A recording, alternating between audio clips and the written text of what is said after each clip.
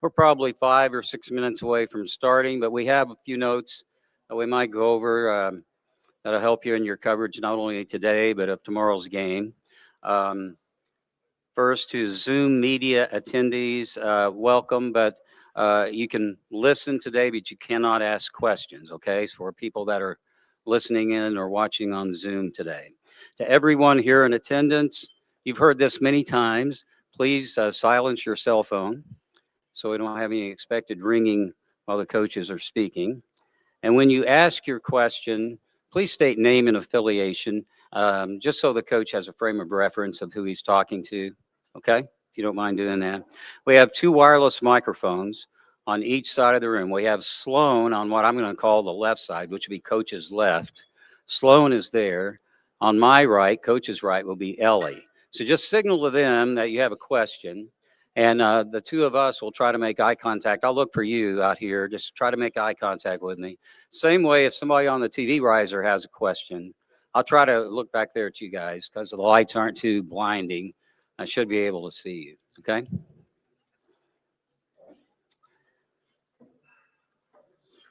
And one other question, it's sort of important, not a question, but a statement. Please use the microphone at all times, because if you have a follow and you just yell it out, our stenographers from Caption Pros will not be able to capture a question on the transcript. So we will get the microphone to you. Just give us a second, okay? At the conclusion of the interview session, we will do our photo op. That would be at the conclusion. Our coaches will pose with the Field Scoville Trophy here. And the method to our madness, we will start with the TV cameras in the back since they are already in place, okay? And then we'll give you the high sign that that's good. And then we will invite still cameras or other cameras to come forward and get your picture. So again, we will start with the TV cameras followed by still cameras.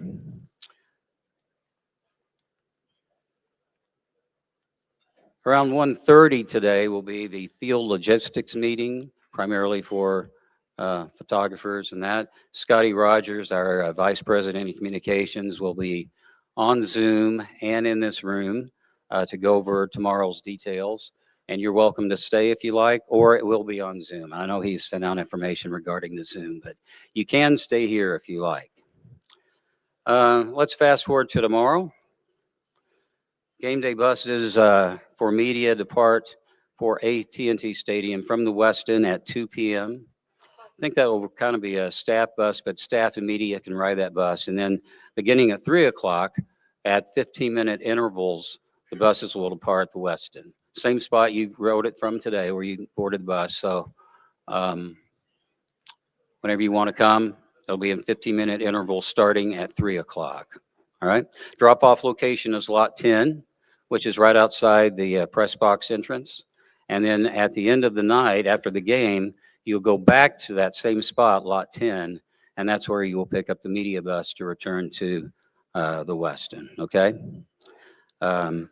Post-game, just so you know, once the game's over, we'll mark it, and at that point, on the hour and on the half hour will be bus departures. Final bus after the game will be at 2 a.m.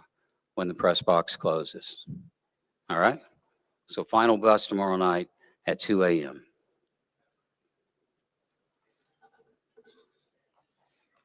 And that's all I have until we wait for the coaches to arrive.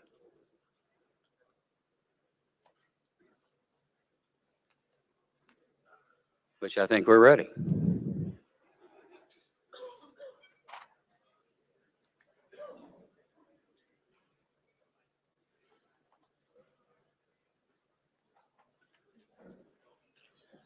Do we see a chairman?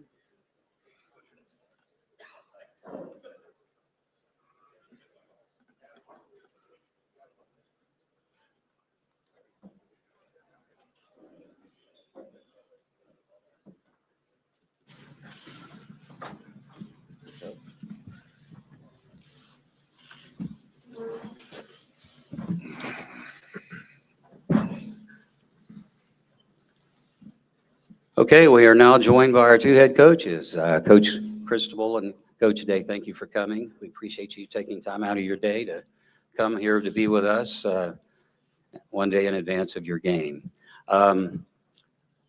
We will begin our news conference by asking our head coaches to make an opening statement, and we will start with Coach Cristobal. Coach. Okay, thank you.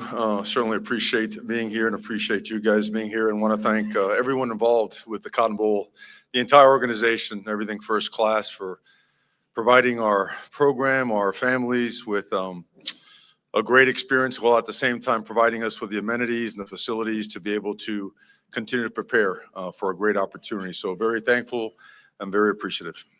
Okay, Coach, thank you. Now, Coach Day. Yep, same.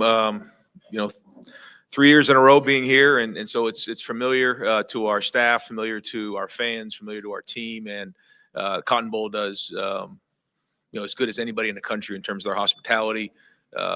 Rick Baker and the whole staff really has become like family to us. Just the time they spend with our families and with the players, I do a first class. So great to be back here, and certainly against a great opponent here in Miami. They had a tremendous season, and Coach Cristobal does a great job in what they do. So it's been a great week of preparation as we head into this game, and looking forward to tomorrow night. Thank you, Coach. Let's go to questions from the floor. Again, raise your hand, signal that you have a question, and state name and affiliation. All right. On my left, on Coach's left, will be the first question. Extreme left. Yeah, Tim May, FanstreamSports.com. Ryan, you spent these last several weeks trying to make sure this team kind of gets back to the fine knitting, et cetera. How impressed have you been with this team getting its feet back under him, so to speak, in that regard? Well, we had to have a plan in place for this time, and I felt we were very specific on what we wanted to get done. The first week, second week, third week, and now into the game week. So it needed players, coaches to all be bought into exactly how we wanted to approach this, and primed up for playing in this game. So I think it's important on how this time has gone. I think they've bought into it. They've understood it. I think practice has been efficient. Our preparation has been efficient, but now we need to continue to do that as we head into this game. And, like any coach will tell you, want to have a fast start early in the game and then play for 60 minutes. Front row, left side. Joe Nugent, NBC4 Columbus for Ryan.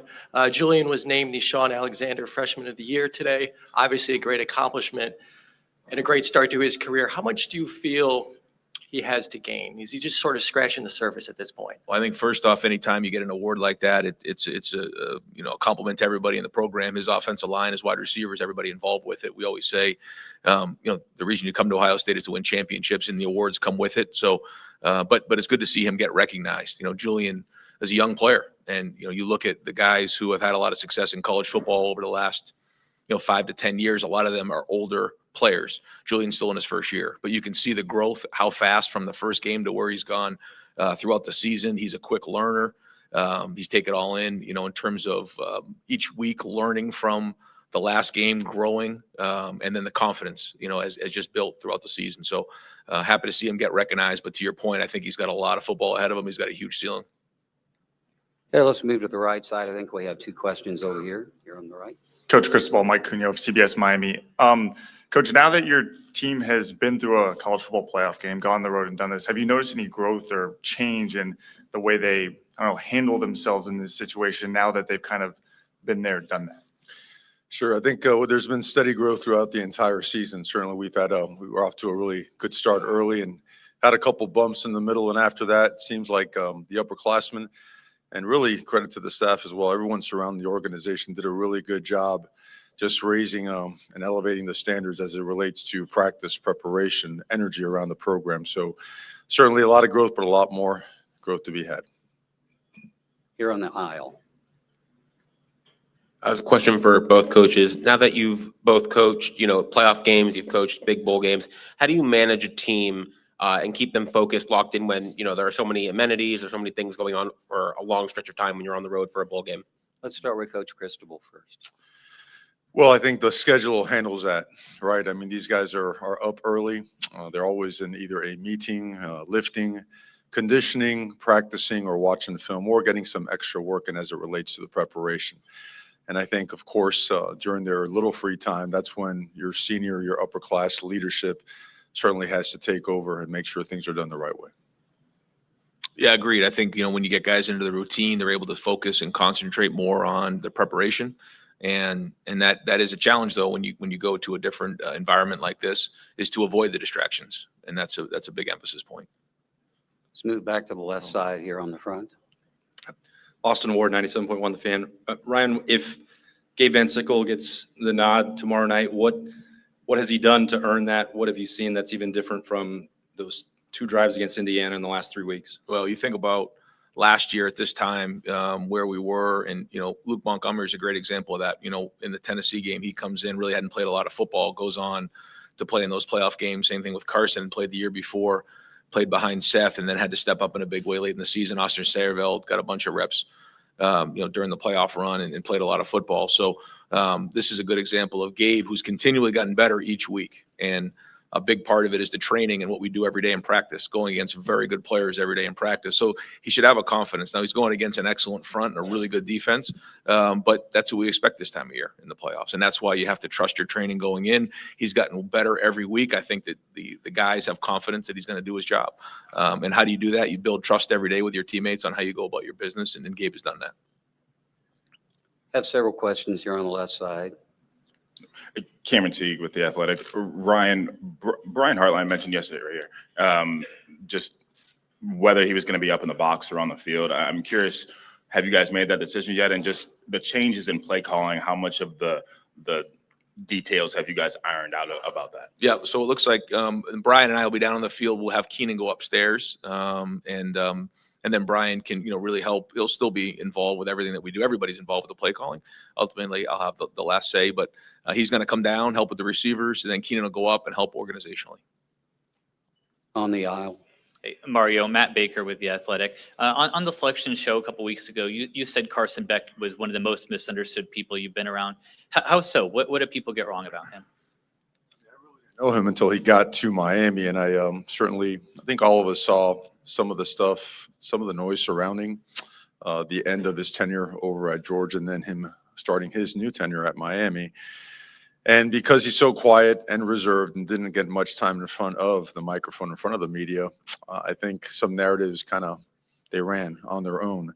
And being around him from day one thing that really stands out, he's all about team. He's all about his teammates, and his work ethic is off the charts, which are the qualities, right, you always want in your quarterback. So I have the utmost respect for him and the utmost trust and confidence in him as a player, as a teammate, and certainly I think his best days are ahead of him.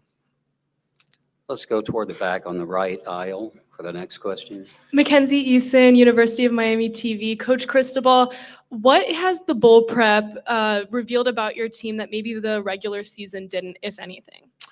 I think it's a continuation of the process. I mean, we felt like towards the end of the season, we were playing some of our best football, and that, again, brought with it a lot of enthusiasm, a lot of energy that has kind of snowballed into the postseason as well. And we were able to capitalize on that and have a successful outing last time out. And certainly throughout the last several days of preparation, our guys I think we have a very clear understanding of how we got to continually improve and raise our standards as the year goes on. Okay, in the back, right in front of the TV cameras. Farhan Lalji from TSN. Coach Cristobal, Jeremiah Smith made a comment earlier this week that had the Miami program been in a different place when he was coming out of high school, that he might have gone to Miami, being from there. Obviously, you've got the program in a great place now. How difficult was it to lose him then, and also the challenges of trying to defend a guy like that? Well, I think obviously he's a great player, an elite player, elite family, and that comes with recruiting. And certainly whenever you don't have a recruiting win, if you really are in it for the right reasons, you wish a player and his family the best. And he's certainly done a great job. Okay, we'll stay on this left side, but we'll be almost to the far wall. Next question. Second row. Hey, Ryan, Dylan Davis, Delaware Gazette. I want to ask about Julian. So over this last month, he's experiencing a lot of things that are new to him, coming off of a loss for the first time, the Heisman ceremony, just dealing all those things. How have you seen him grow in a maturity standpoint? Obviously we know what he is on the field, but from a maturity standpoint, how is he handling all these things? Yeah, every time he gets an opportunity to play in a game or experience something, it gives him a different perspective. I think even, going to New York City allows him a chance to have that perspective of what comes with that. All really good experiences. And I think when you play the quarterback position, that's a big part of it. You can't substitute experience, and he's learning. But I think for Julian, to his credit, when you don't make the same mistake twice and you learn quickly, it gives you the best chance for growth. And that's what he's done. And so, he knows he wants to be playing his best football this time of year. He's continued to work really, really hard during this time, the last few weeks, to prepare to get himself ready to go play in this game. And that's where his focus is. You're on the right, front row. Coach Day, Gary Furman, canesport.com. Ohio State did a great job, as well as anybody in the country, really surging through that window that Miami left open through several years of lackluster play, I would say.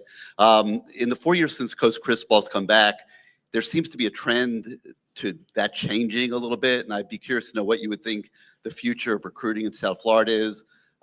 Certainly Coach Hartline leaving is a factor, and just where you see this going over the next several years. Absolutely. Yeah. So first off, South Florida has great players, great talent, great high school programs.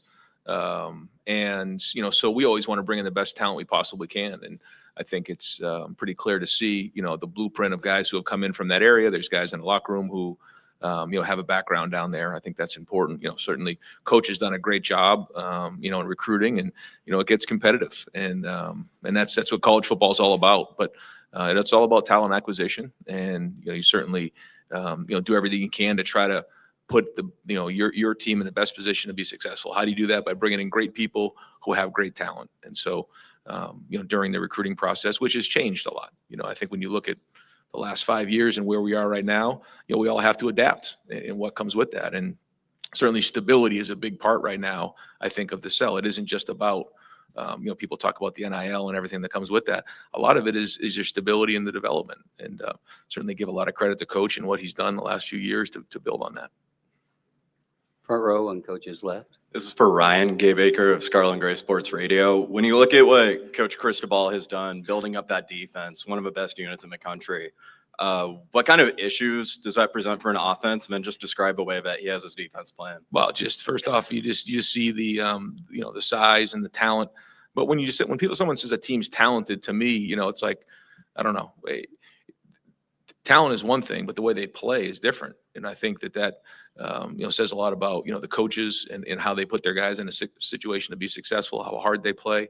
And so, they're as good as anybody in the country. And it starts with the guys up front and goes all the way to the back end. So it's a tremendous challenge for our offense.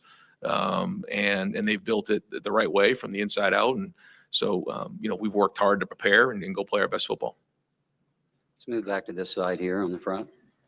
Jake Trotter, ESPN. Ryan, what impact has Matt Patricia had on your team, not just on the field, but off the field, developing relationships with your players in such a short amount of time? Well, I think it's like you said, it started with building trust within the building. I think for us, we felt very strong about our defensive staff. So to find somebody that was willing to come in on his own and not have to bring in a bunch of people and then to adapt with what we had says a lot about Matt.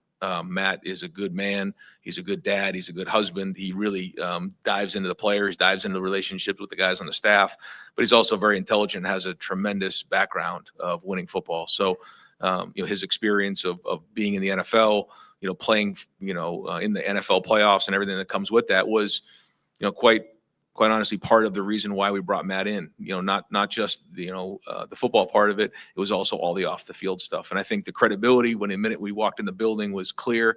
The guys felt like, just like any other player, they want a coach that's going to get them better. And they feel like that with Matt. They believe in Matt. So that part has been great. And I think, the relationship has been strong there, and you can see them playing for each other. Second row. Ryan, Stefan Krajnik with Cleveland.com. Kind of a two-part question about the senior class you have here. One, how much have you kind of seen the motivation from them this year to try to kind of leave their own impact, their own legacy, and follow up on what last year's senior class did? The second part of that, I know a lot of them are in bigger roles now, but how much do you think they benefit from going through the playoff last year and seeing what it takes to win a national championship? Well, we have a young team when you look at going into the season where we lost a lot of starts, going into the season. And so we all talked about the inexperience of this team, but then quickly realized that it was a mature team that grew into the role.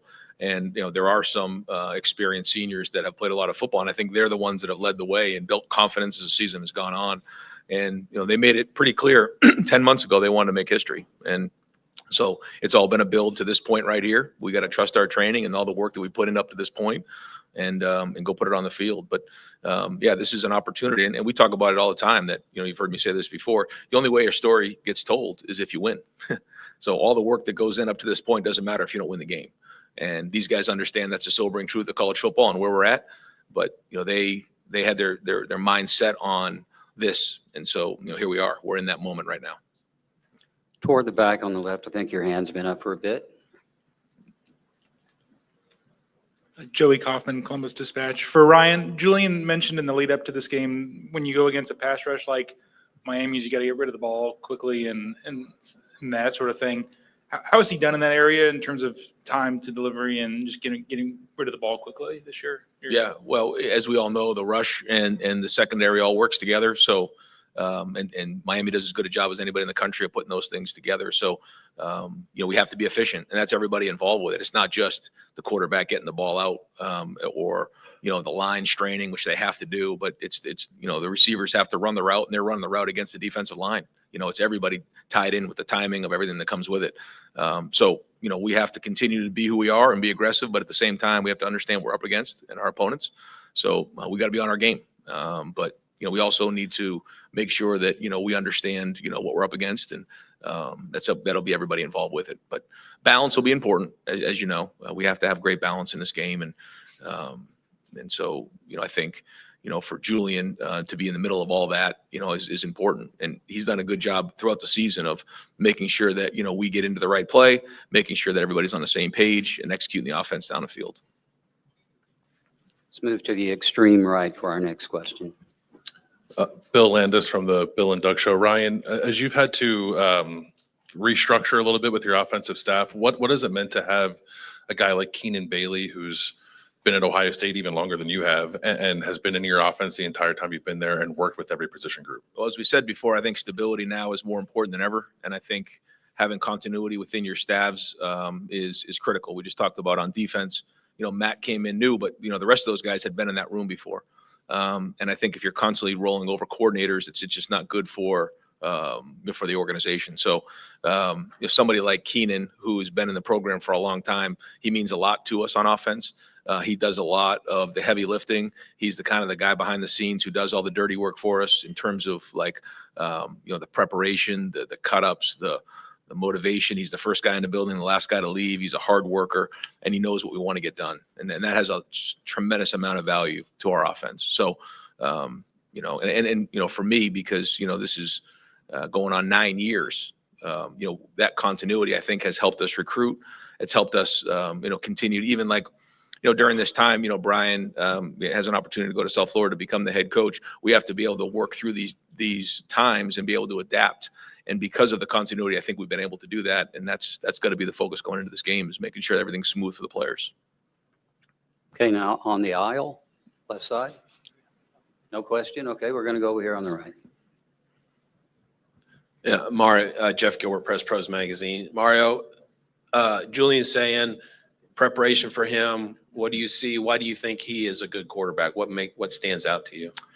Well, to us, we thought he was a surefire Heisman finalist. He has complete control of the offense, extremely accurate. He gets you in the right place. He knows where pressure is coming, where it's not coming, where he's protected and where he's not. And he delivers the ball on the run, in the pocket, on the move. Certainly a guy that can beat you a lot of ways, and he can extend plays, can improvise. So he does not look like a young guy playing the position. He looks like a guy that's been there for a long time that has complete control of the offense. Again, here on the right aisle. Doug Maurice, the Bill and Doug Show. Coach Cristobal, I know your players weren't born 23 years ago, but once upon a time, these two programs played one of the most exciting national championship games ever. Just any sense from you of the people who have been around the program a while, the fans who have loved Miami for a long time? Just has anybody brought up that game to you or mentioned it much? Well, I think just like you mentioned, I think it means the people that were around at that time, certainly, of course. I mean, when you have programs of this caliber that have played in those caliber games, that's the best part about college football, right? The pageantry, the competitiveness, right? The fan bases. But as it relates to the current team, it's It's the 2025 Miami Hurricanes and the 2025 Ohio State Buckeyes. That's what they know. That's what they prepared for. And really outside of that, nothing else matters. Let's go to the middle on the left. Yeah, Ryan, Jack DeWick with the Lantern. Last year before the playoffs, there was open competition at kicker. And I was just wondering before, in preparation of this game, did Jackson get a chance to compete for the starting kicking role? Yeah, he kicked in practice during this time. We're going to go with Jaden in this game, but he's had an opportunity every day in practice to kick, and we'll keep a close eye on it. But we're going to go with Jaden to start the game. Now middle on the right.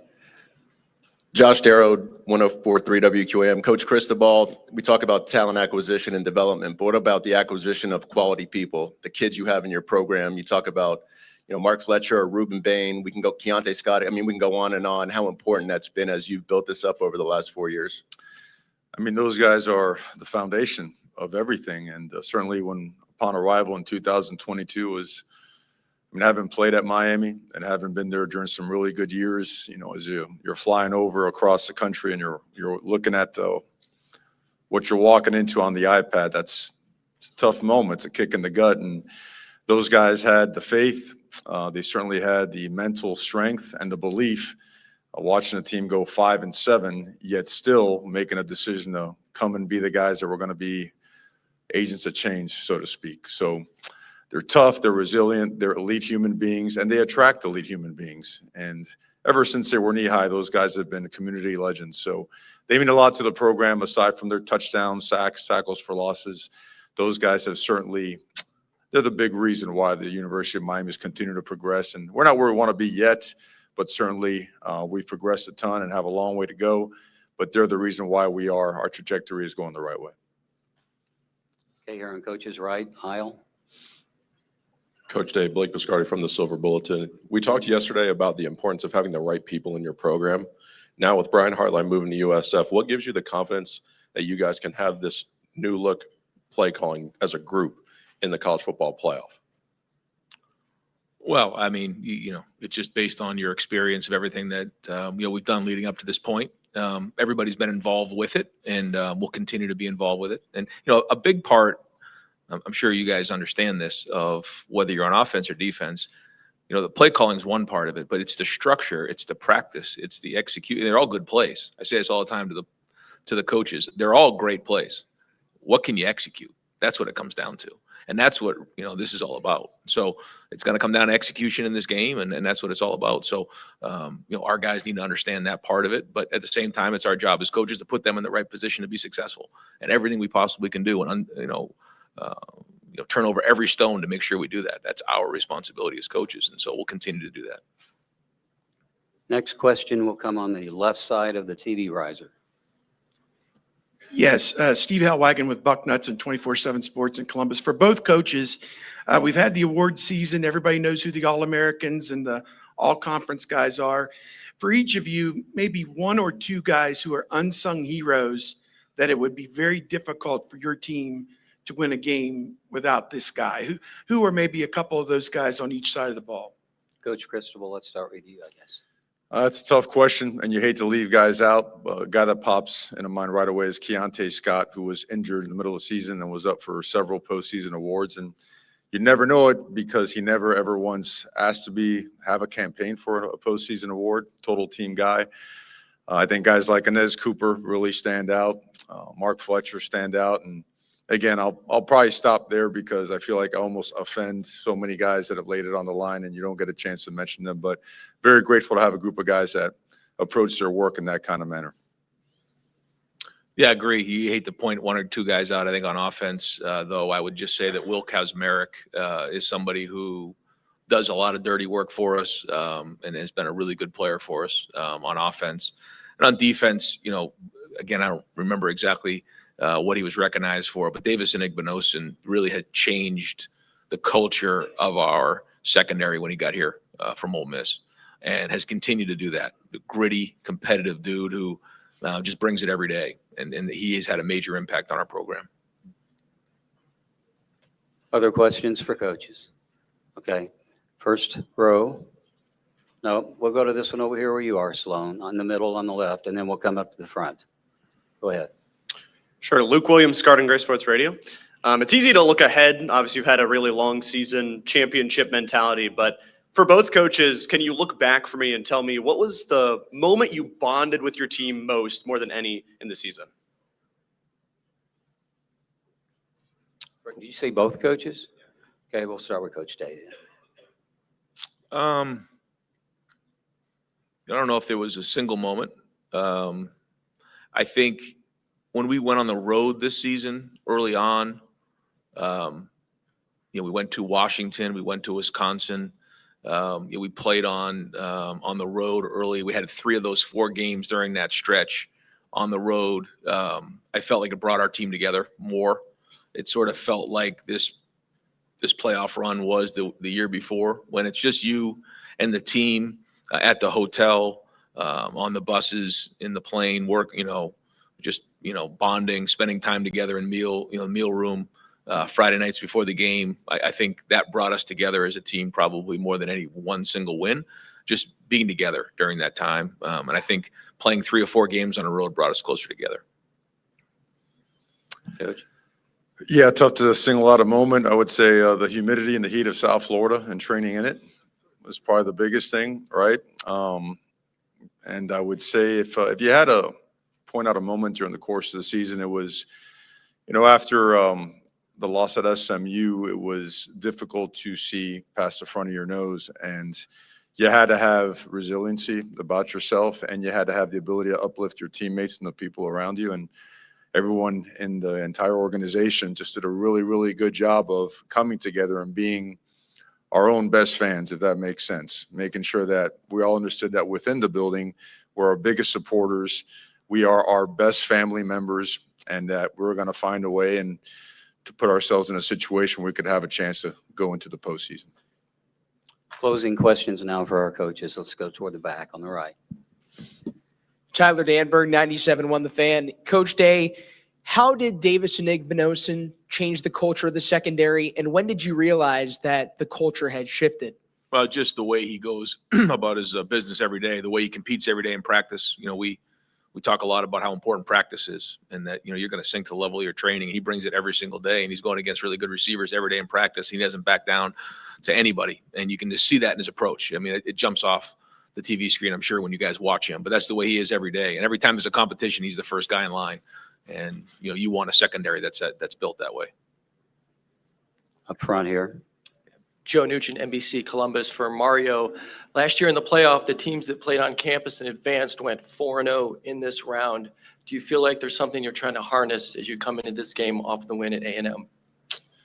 Well, I mean, I think that anytime you're able to win a game, a tough game, a physical game, there's a lot to learn from it, and there's a lot of things that you could have done better. But momentum is probably the hardest thing to get and keep in college football. And every time you get a chunk of it, you want to build off of that. So I think there's plenty to build off of last game. But I hate to sound like a broken record, but there's plenty to fix and plenty of things to do better. And I think our team, probably the best part about it, they're so process oriented. There's so much into routine that they kind of get it.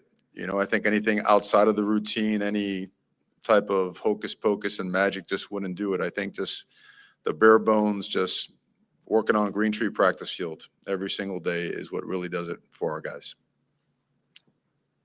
Extreme right. Doug Maurice, the Bill and Doug Show. This is for Ryan, but also maybe for Mario. If Wikipedia is right, I think maybe the first time you guys coached against each other was 2003 when you were a GA at Boston College, Ryan, and Mario, you were the offensive line coach at Rutgers. What do you guys remember about that game? I guess 2003. Jeez, at Rutgers. Did we win? Okay, well, I can't tell you I remember that game. That one has got me jarred up. No, I don't remember that. I don't remember that. A lot of that time is a blur. You have a lot going on when you're a young coach. And I think about some of our young coaches. We had an event the other day, and I think we have over 60 kids under the age of 15 in our program. And when you're young and you have kids, and even being on this trip and seeing some of our coaches with some young kids, I just realized what a blur that time was. And how much we appreciate the wives who have to do a lot, especially this time of year when there's so much going on. But I certainly remember how difficult those times were. And but I've certainly followed Coach's career, and he's done an amazing job with wherever he's been, you know, and all the different staffs. And yeah, and so he's a tremendous coach. Well, it was really cold. I mean, that I could certainly say, but again, appreciate Coach and all the things he said. He certainly set a really high standard for college football and his program. And, you know, what comes to mind is having learned a lot under Greg Schiano, who was a great mentor, who I was a GA at the University of Miami. I actually picked him up at the airport when he was in for an interview. And he said, if you help me work out all this stuff and move into the house and run 110s with me, I'll buy you a stone crab, you know? And so that led to a great relationship where I ended up at Rutgers, and certainly a lot was learned and a lot to be grateful for during that time.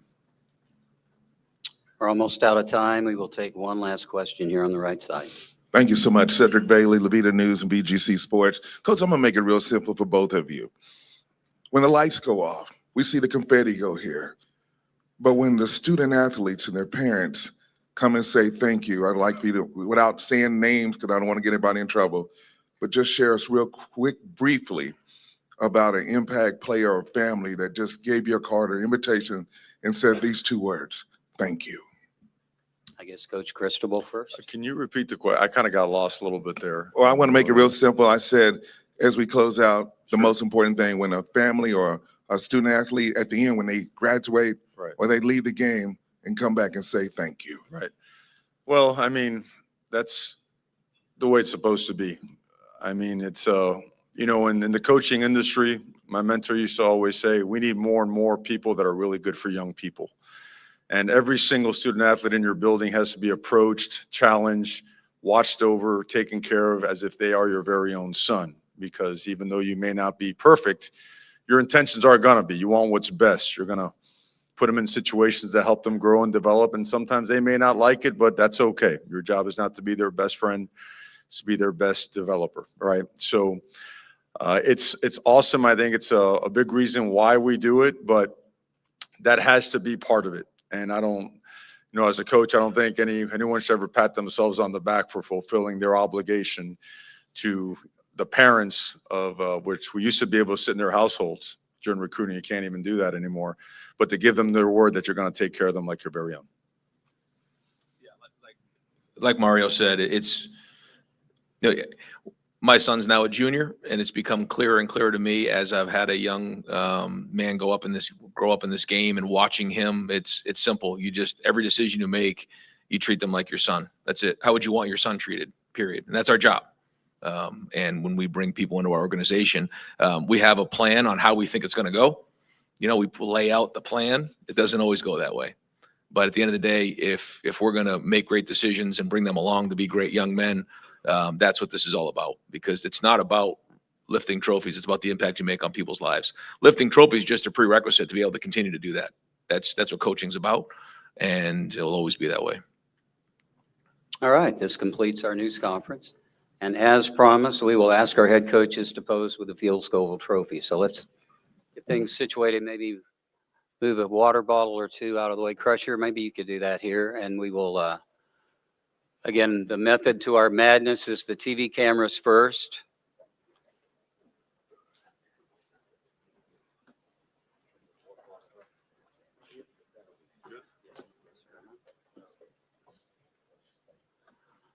Okay, are we ready? TV cameras, go ahead.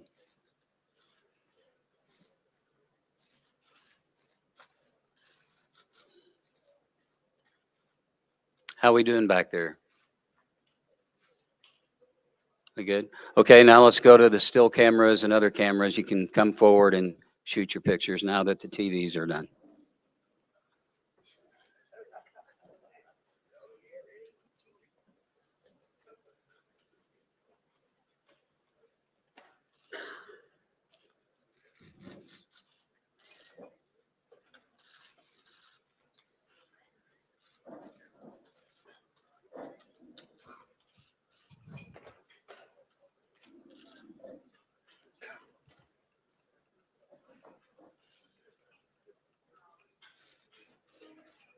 How we doing? Okay, I think we're done, Coach Day, Coach Cristobal. Good luck tomorrow. Thank you for being with us today. We'll let you go back and finish preparations for tomorrow's quarterfinal. One more housekeeping note. The transcript of today's news conference from Caption Pros, along with downloadable video and audio files, will be available via the Goodyear Cotton Bowl Classic section of the College Football Playoff Media Portal. Okay. If you have any questions about how to access that, it's the same thing it's been all week long and last week for you that did other games.